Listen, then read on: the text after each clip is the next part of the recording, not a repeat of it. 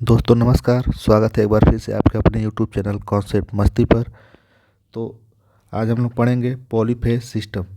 और मेरे हिसाब से ये आपके इलेक्ट्रीशियन थ्योरी का सबसे महत्वपूर्ण टॉपिक है, क्योंकि ये बहुत ही छोटा होता है और इसमें से क्वेश्चन ज़्यादा आते हैं। हर पेपर में कम से कम 2 से 4 क्वेश्चन आपको देखने को मिल जाते हैं और बहुत ही छोटा टॉपिक होता है। और ये वीडियो मात्र 10 से 15 मिनट के बीच का होगा और इसमें सभी जितने भी क्वेश्चन आते हैं आपका क्लियर हो जाएगा। तो आइए हम लोग स्टार्ट करते देर न करते हुए पॉलीफेज सिस्टम। तो पॉलीफेज का मतलब होता है, इसका हिंदी होता है बहुकला प्रणाली। इसका मतलब होता है वह सिस्टम जिसमें फेज की संख्या एक से अधिक हो, उसे हम लोग क्या बोलते हैं, पॉलीफेज सिस्टम। ठीक है, इसमें फेज की संख्या क्या होती है, एक से अधिक होती है, उसे हम लोग क्या बोलते हैं, पॉलीफेज सिस्टम। ठीक है, तो इसमें होता क्या है, इसका जो कनेक्शन होता है दो टाइप का होता है। पहला होता है स्टार कनेक्शन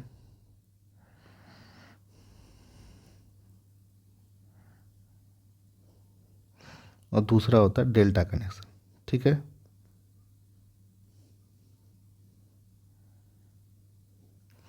पहला होता है स्टार कनेक्शन, दूसरा होता है डेल्टा कनेक्शन। तो स्टार कैसे बनता है, डेल्टा कैसे बनता है? जैसे 3 फेज होता है ना, तो 3 फेज होता है। मान लीजिए ये 3 फेज हो गया, 1 2 3, और तीनों प्रत्येक फेज में 2 सिरे होते हैं। तो इसका पहला सिरा ये, दूसरा सिरा ये, पहला सिरा ये, दूसरा सिरा ये, पहला सिरा ये, दूसरा सिरा ये। यहाँ भी मान लीजिए ये पहला सिरा और ये दूसरा सिरा, और इसमें ये पहला, ये दूसरा, ये पहला और ये दूसरा। तो स्टार में क्या होता है, जब समान सिरों को एक साथ किसी बिंदु पर जोड़ दिया जाता है, जैसे पहले वाले को एक साथ जोड़ दिए, तो जो कनेक्शन बनता है उसे हम लोग क्या बोलते हैं, स्टार कनेक्शन। तो इसको हम लोग कुछ ऐसे बना लेते हैं। ठीक है, ये हो जाता है आपका स्टार कनेक्शन। और जहाँ पे ये तीनों एक साथ जोड़े जाते हैं उसी को हम लोग क्या बोलते हैं, न्यूट्रल पॉइंट बोलते हैं। उसी को हम लोग क्या बोलते हैं, न्यूट्रल पॉइंट। और ये फेज होता है RYB। और डेल्टा में क्या होता है, इसमें पहले का दूसरा पहले का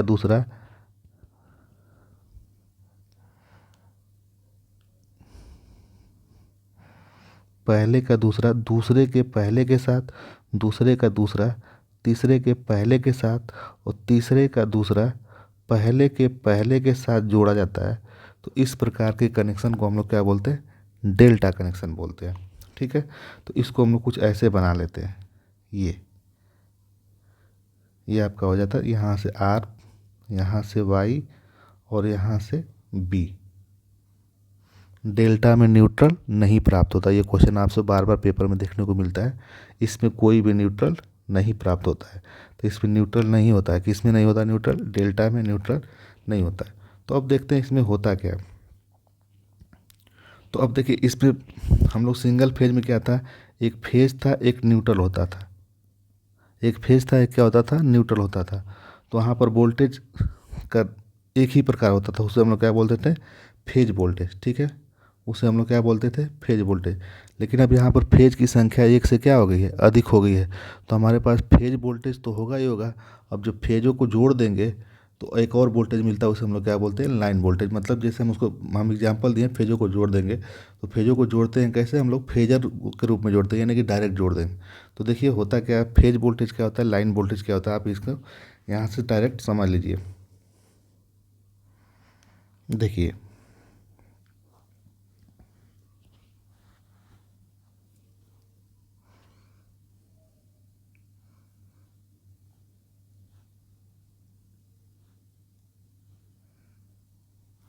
ठीक है, ये RYB हो गया। ठीक, तो अब इसमें फेज वोल्टेज क्या होगा, लाइन वोल्टेज क्या होगा, इसमें आपको क्लियर पता चल जाएगा। ठीक है, तो इसमें होता क्या है, किसी एक फेज तथा न्यूट्रल के बीच, यहाँ पर न्यूट्रल है। ठीक, एक फेज तथा न्यूट्रल के बीच जो वोल्टेज प्राप्त होता है उसी को हम लोग क्या बोलते हैं, फेज वोल्टेज। क्लियर है, उसी को हम लोग क्या बोलते हैं, फेज वोल्टेज। तो अगर कुछ देर के लिए हम R को यहाँ बना दें,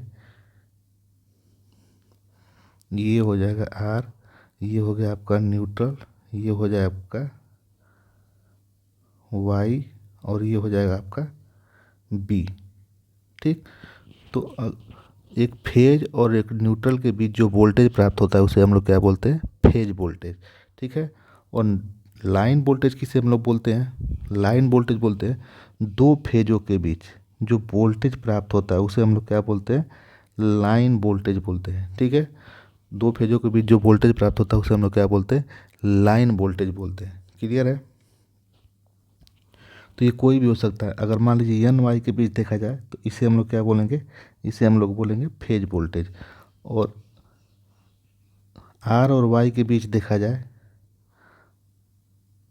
अगर आर और वाई के बीच जो वोल्टेज प्राप्त होगा यहाँ तक, उसे हम लोग क्या बोलेंगे, लाइन वोल्टेज। क्लियर है।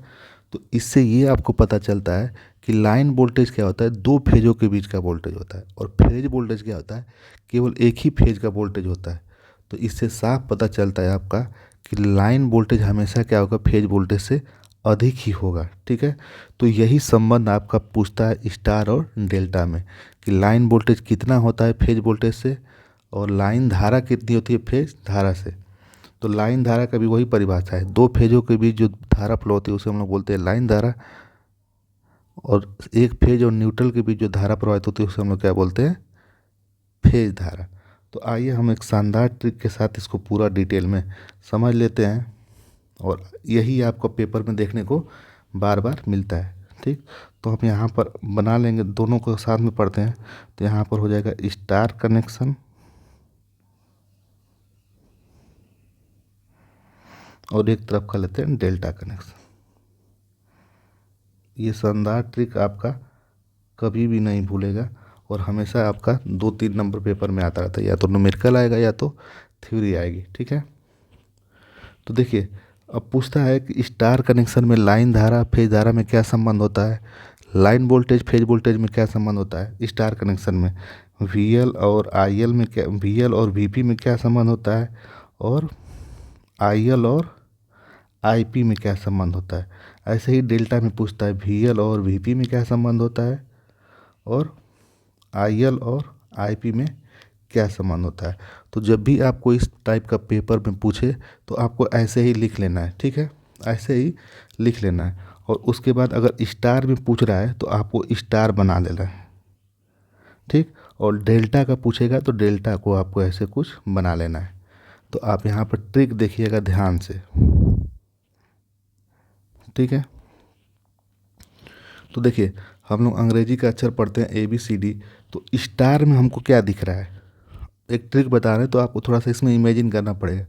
तो देखिए, स्टार में हम अगर ध्यान से देखें तो यहाँ पर कुछ आई टाइप का दिख रहा है। ठीक है, क्या दिख रहा है, आई टाइप का दिख रहा है। और डेल्टा में क्या दिख रहा है, यहाँ पर देखिए वी टाइप का कुछ दिख रहा है। क्या दिख रहा है, वी टाइप का। तो इसमें आई दिख रहा है ना, तो आई वाले को घेर दीजिए। ठीक है, और बीच में बराबर का चिन्ह लगा दीजिए। और इसमें क्या दिख रहा है, डेल्टा में, डेल्टा में वी दिख रहा है ना, तो वी वाले को बराबर कर दीजिए और इसको घेर दीजिए। क्लियर है। तो स्टार में लाइन धारा फेज धारा बराबर होती है, डेल्टा में फेज वोल्टेज और लाइन वोल्टेज बराबर होते हैं। क्लियर है। अब बात आती है स्टार में वीएल और वीपी के बीच क्या संबंध है, लाइन वोल्टेज और फेज वोल्टेज के बीच का क्या संबंध है। तो यहाँ पर आपको क्या करना है, बराबर का चिन्ह लगा देना है यहाँ पे। ठीक, और जो पी है ना, पी से होता है प्यार, पी से क्या होता है, प्यार। तो √3 से यहाँ पे इसको प्यार करा दीजिए, या कह दे सकते हैं गुणा करा दीजिए। ठीक है, दोनों में आपका ये फार्मूला चारों बन के तैयार। तो स्टार कनेक्शन में क्या होता है, जो लाइन वोल्टेज होता है फेज वोल्टेज से कड़ी में 3 गुना अधिक होता है। क्लियर है। और डेल्टा कनेक्शन में जो लाइन धारा होती है फेज धारा से क्या होती है, कड़ी में 3 गुना अधिक होती है। क्लियर है। उम्मीद कर रहे हैं कि आप लोग ये समझ में आ गया होगा। ये 4 क्वेश्चन आपको पेपर में देखने को मिलते हैं, तो एक बार फिर से समझिए।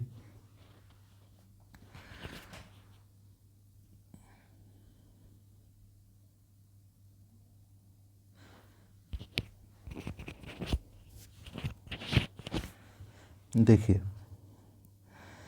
सिंपल सा है, स्टार है तो स्टार को बना लिए यहाँ पे, और स्टार में क्या दिख रहा है, स्टार में आई दिख रही है, तो इसमें आई एल बराबर आई पी कर दीजिए। सिंपल सा है।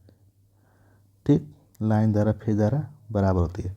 और दूसरा, अब बचा कौन सा, वी वाला, तो VL बराबर VP करके और किससे प्यार कराना है, कड़ी में 3 का VP से, मतलब इसमें इसको बगल में रख दीजिए, गुणा कर दीजिए। ठीक है, तो ये फार्मूला बन के तैयार। और डेल्टा वाले में क्या है, डेल्टा कुछ ऐसे बनता है। ठीक, तो इसमें क्या दिख रहा है, V दिख रहा है, तो यहाँ पर VL और VP बराबर होंगे। जो दिखता है वो क्या होते हैं, बराबर होते हैं।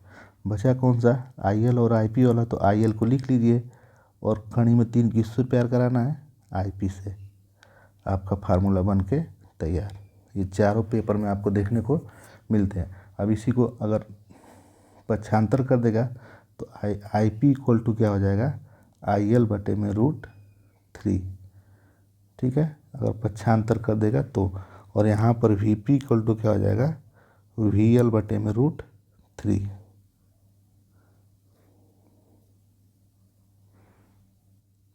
तो उम्मीद करेंगे आप लोग ये चारों फार्मूला याद हो गए और इसके निकालने का तरीका भी याद हो गया होगा। ये पेपर में आपको ध्यान से, पेपर में हमेशा देखने को मिलता है। ठीक, अब आगे इसमें क्या पूछता है,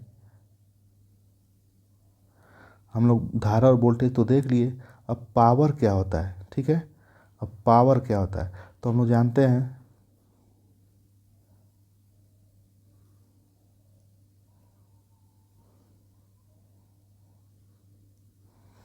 यहाँ पे स्टार कर लेते हैं और यहाँ पे डेल्टा कर लेते हैं। तो हम लोग जानते हैं सिंगल फेज का जो पावर होता है, सिंगल फेज में जो पावर होता है P इक्वल टू क्या होता है, VI cos phi। ठीक है, तो VI सिंगल फेज में तो देखिए लाइन वोल्टेज होता ही नहीं है और लाइन धारा होती ही नहीं है, तो ये P इक्वल टू क्या हो जाएगा, ये VP और IP cos phi होता है किसका, सिंगल फेज का। क्लियर है, VP और IP होता है, क्योंकि वहाँ पर लाइन वोल्टेज और लाइन धारा होता नहीं है। तो अगर 3 फेज का निकालेंगे तो यही आ जाएगा आपका पावर ऑफ 3 फेज। तो यहाँ पर क्या हो जाएगा, 3 से गुणा कर देंगे, तो यहाँ पर VP IP cos phi। ठीक, अब निकालना है हमको किस में, ऐसे यहाँ पर भी कर लेंगे 3 फेज का power in 3 phase, 3 VP IP cos phi। अब पूछेगा डेल्टा में निकालना है हमको। ठीक है, डेल्टा में निकालना है और स्टार में निकालना है। तो हम इसमें जानते हैं कि इसमें स्टार में क्या होता है, IP और IL बराबर होते हैं।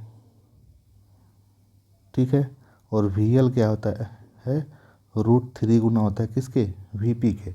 और इसमें क्या होता है, इसमें VL और VP बराबर होते हैं। और जो इसमें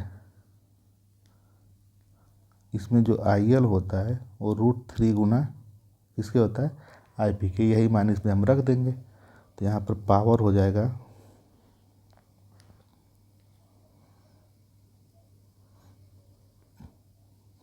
पावर 3 फेज का हो जाएगा, ये 3 हो जाएगा।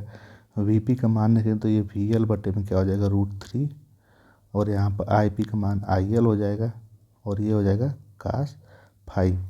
तो अब ये 3 से हम लोग क्या कट जाएगा, ये कड़ी में 3 VL IL cos phi। तो ये होता है 3 फेज का पावर।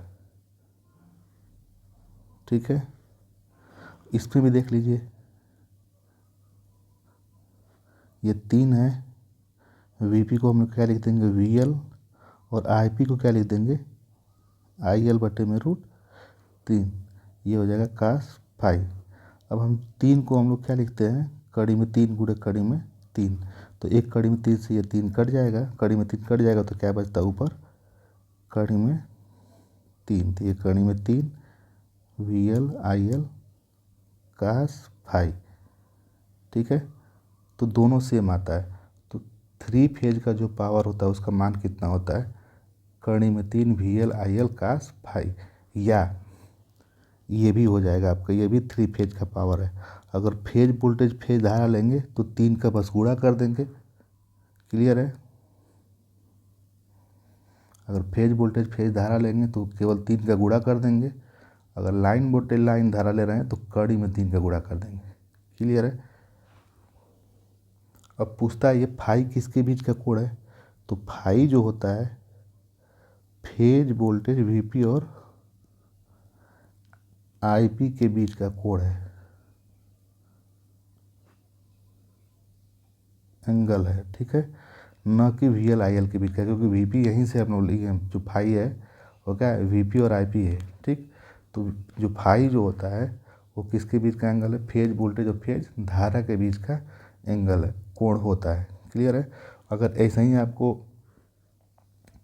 रिएक्टिव पावर पूछ देगा तो रिएक्टिव पावर भी यही हो जाएगा, क्यू बराबर कड़ी में 3 वी एल आई एल, यहाँ पर बस क्या हो जाएगा, साइन फाई, ठीक है। ये 3 फेज का हो जाएगा, या इसको हम लिख सकते हैं क्यू को 3 फेज को, अगर फेज वोल्टेज फेज धारा के रूप में लिखते हैं तो यहाँ पर 3 V P I P sine phi, ठीक है। तो ये आपको 5-6 क्वेश्चन पूछते हैं आपके पेपर में बार बार, और यही पेपर बार बार पूछे जाते हैं। तो उम्मीद करते हैं कि आप लोग ये वीडियो बहुत ही अच्छा लगा होगा, और वीडियो अगर अच्छा लगा हो तो वीडियो को लाइक ज़रूर कर दीजिएगा। और आप लोगों से रिक्वेस्ट है कि वीडियो को ज़्यादा से ज़्यादा अपने जितने भी व्हाट्सएप ग्रुप में जुड़े हैं उसमें शेयर करिए, और जो लोग भी चैनल पर नए जुड़े हैं चैनल को सब्सक्राइब भी ज़रूर करें। तो चलते हैं ऐसे ही, मिलते हैं किसी अगले नए वीडियो में, तब तक के लिए जय हिंद, वंदे मातरम।